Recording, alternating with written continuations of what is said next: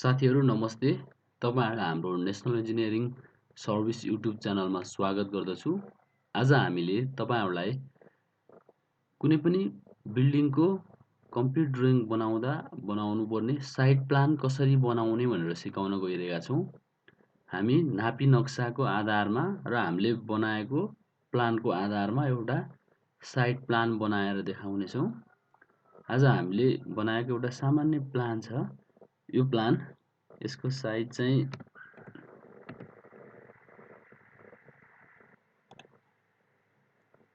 लम्बाइ 28 fit 10 inch रहेको छ। त्यस्तै चौडाइ 19 फिट 6 इन्च रहेको छ र दुवैतर्फ अगाडि र पछाडि 3-3 फिटको टप निस्किएको छ र दायाँ बायाँ टप छैन। तपाईहरुले सर्वप्रथम साइट प्लान बनाउनको लागि नापी नक्सा स्क्यान गरेर आफ्नो कम्प्युटरमा राख्नुहोस् र उक्त नापी नक्सालाई इन्सर्टमा गएर रास्टर इमेज रिफरेन्स भनेर हुन्छ AutoCAD 2007 मा, अरुमा चाहिँ अट्याच भनेर छ। यसमा क्लिक गर्नुहोस् र यो रहेको छ हाम्रो नापी नक्सा। ओपन गर्नुहोस्, ओके गर्नुहोस् र स्केल चाहिँ नक्साको स्केल अनुसार हाम्रो 1:500 को स्केल रहेको छ। त्यही भएर 500 500 इन्टर गर्छौं। नक्सा रहेको छ। नक्साको स्केल चाहिँ यहाँ नक्सामै लेखेको हुन्छ। अलिकति यसले हामीलाई अल्झाएकोबाट थोरै मुभ गरौँ। मुभ गरिसकेपछि तपाईको किता नम्बर चिन्नुहोस्। हाम्रो यो किता नम्बर चाहिँ 7562 रहेको छ। यसको माथिबाट पोली लाइनले लाइनहरुलाई ओभरराइड गरेर एकदमै केयरफुल तरिकाबाट अर्थो अफ गरी ओभरराइड गर्नुहोस्, जसले गर्दा जस्ताको जस्तै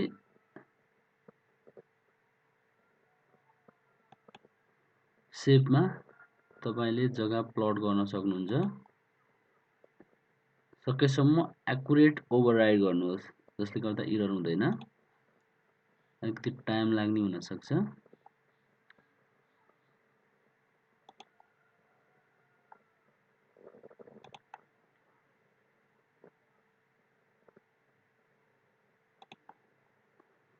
ओभरराइड गरिसकेपछि हामीले मापदण्डहरु छुट्याउनु पर्ने हुन्छ। यो ओभरराइड भइसक्यो। यसलाई कपी गरेर बाहिर लिएर आउनुहोस्। तपाईले एरिया पनि चेक गर्न सक्नुहुन्छ। एलआई स्पेस गरेर अब्जेक्ट सिलेक्ट गरेर स्पेस गर्नुहोस्। यहाँ चाहिँ एरिया देखाएको छ। सम्पूर्ण डिटेलहरु लेन्थहरु सबै देखाएको छ। एरिया चाहिँ 1297.28 स्क्वायर फिट देखाएको छ। तपाईले आफ्नो लाल पूर्जालाई कम्पेयर गरेर हेर्न पनि सक्नुहुन्छ। त्यसपछि हाम्रो प्लानलाई पनि नजिकै लिएर आउँ। हाम्रो प्लान रहेको थियो यो।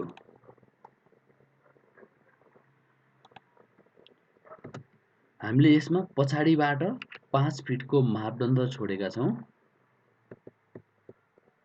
पछाडीको लाइन भनेको यो रहेको छ।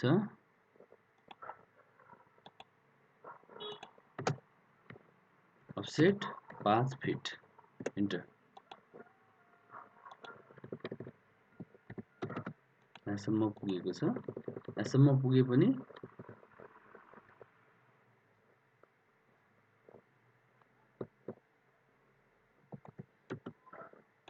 एउटा परपेन्डिकुलर लाइन ड्रा गर्नुहोस्। यसलाई मुभ गरेर योसम्म पुर्याउनुहोस्। अफसेट गर्नुहोस् 5 फिट।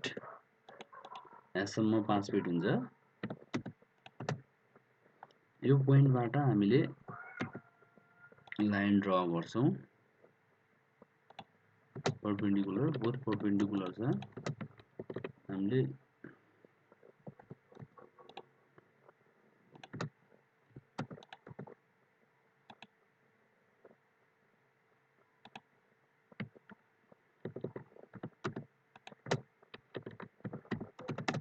एक्सटेन्ड गरौँ र हाम्रो घरको लम्बाइ रहेको छ 28 फिट 10 इन्च।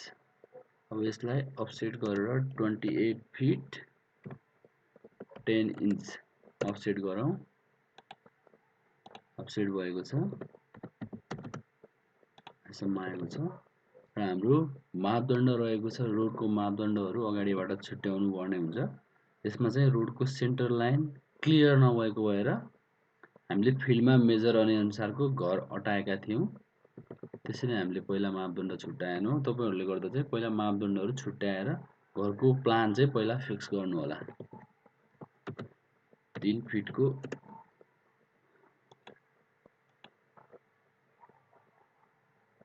टप रहेको छ, तल र माथि। त्यसपछि अफसेट गर्नुहोस् 15 fit.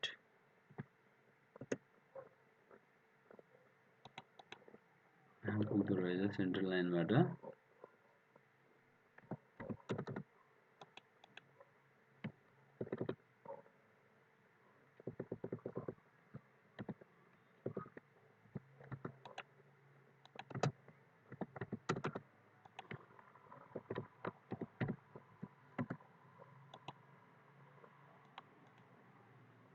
Eighteen fit centre लाइनबाट 18 fit रोडको सेन्टर लाइन रहेको छ।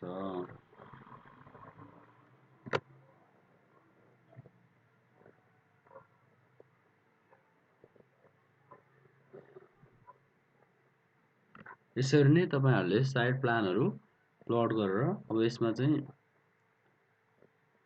डिटेलहरु गर्न सक्नुहुन्छ। यसको डाइमेन्सनहरु देखाउन सक्नुहुन्छ।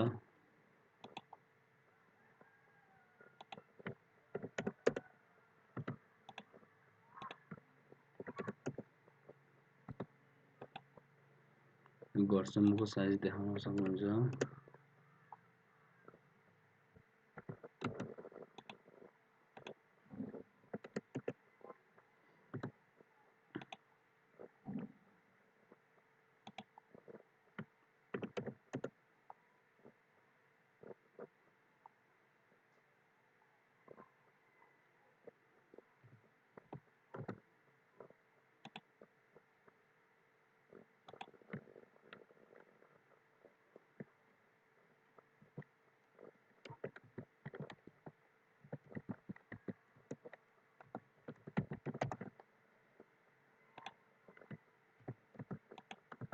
यहाँ तपाईले प्रपोज बिल्डिङ भनेर लेख्न सक्नुहुन्छ र घर बनाउँदाखेरि सेफ्टी ट्याङ्की र सोकपिटहरु चाहिँ तपाईले अनिवार्य देखाउनु पर्ने हुन्छ। एउटा सेफ्टी ट्याङ्कीको लागि रेक्टेंगल ड्रा गर्नुहोस्। एट द रेट लगभग तपाईले त्यही 8 फिट कमा 6 फिट जतिको रेक्टेंगल ड्रा गर्नुहोस् र अर्को सोकपिटको लागि एउटा सर्कल ड्रा गर्नुहोस् र यसलाई चाहिँ हामीले एम्प्टी गरेर सेफ्टी ट्याङ्कलाई चाहिँ हामीले एसटी लेखौं र सोकपिटलाई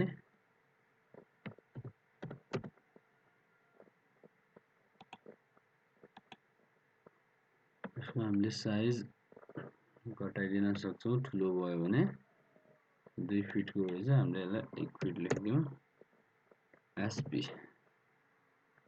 सोकपिट रहेको छ।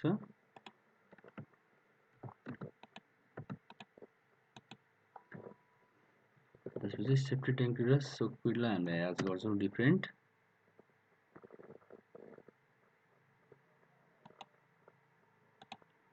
ह्याच गरेका छौं र यसको स्केल चाहिँ हामीले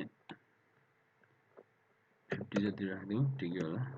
50 गर्यौं र बिल्डिङको प्रपोज एरियालाई पनि हामीले ह्याच गर्छौं। यसको एंगल पनि अलिकति थोरै चेन्ज गर्दियौं। एंगल चाहिँ 45 राख्दियौं र स्केल अलि 75 जति राख्दियौं। प्रपोज बिल्डिङ पनि भएको छ। हामीले टपको साइजहरु पनि देखाउनु पर्ने हुन्छ। 3 फिट र टपको साइज 3 फिट रहेको छ। त्यसपछि हामीले सेन्टर लाइन रहेको छ। रोडको सेन्टर लाइनले तपाईहरुले ड्यास ड्यास गर्न पनि सक्नुहुन्छ। बाइ लेयर भनेको छ। यसले चाहिँ अब वाल 1 रहेको छ, यसलाई कुनै अर्को लेयरमा कन्भर्ट गर्न पनि सक्नुहुन्छ, जुन डट लाइन देखियोस्। र यसपछि हामीले लेख्ने छौं सेन्टर लाइन भनेर लेख्ने छौं। बाटोको एम्प्टी गर्नुहोस्। त्यसको लागि साइज 2 फिटबाट घटाएर 18 राख्नुहोस्। लेख्नुहोस् centre line of 9 feet wide rough road.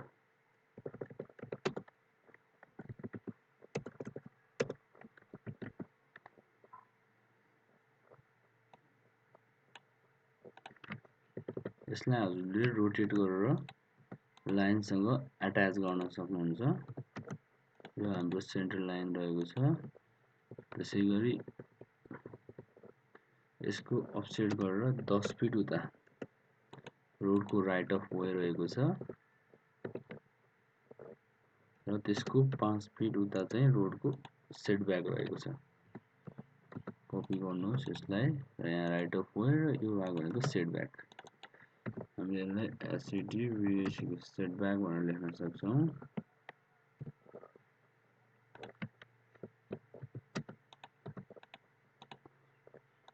यसलाई आरओडब्ल्यू रो भनेर लेख्न सक्छौं र तलपट्टि ड्रइङ को नाम चाहिँ हामीले लेख्न सक्छौं र स्केल लेख्न सक्छौं। यसलाई चाहिँ हामीले side plan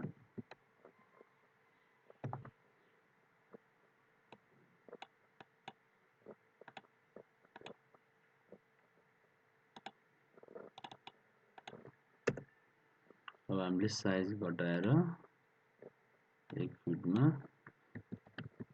scale 1 inch equal to 1/8 1 feet equal to 1/8 inch हाम्रो स्केल रहेको छ। बिल्डिङ ड्रइङ हामीले 1:96 मा गर्छौं। त्यो भनेको यति हुन्छ। यसलाई हामीले अलायन्स चाहिँ मिडमा गर्न सक्छौं।